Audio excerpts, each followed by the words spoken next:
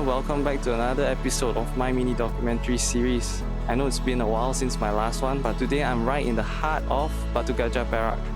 And I'm standing right in front of St. Joseph Catholic Church, which has stood here since 1928. So let me tell you more on the history and background of this church in this video. It was Father Noel Mohri who initiated the construction of the brick and mortar church in 1928.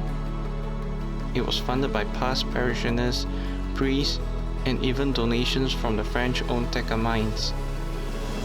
If you look near the main entrance of the church, you'll still find plaques listing the names of those who gave towards its construction. A piece of history carved into the walls of the church.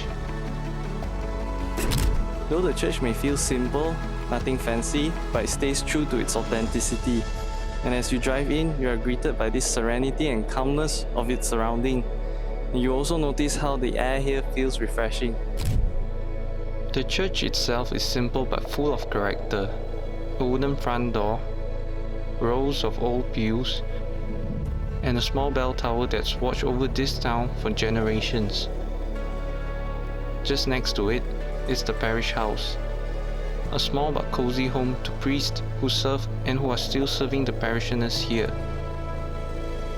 There's also a cemetery where many of the town's earliest Catholics were laid to rest. These quiet spaces carry as much history as the church itself.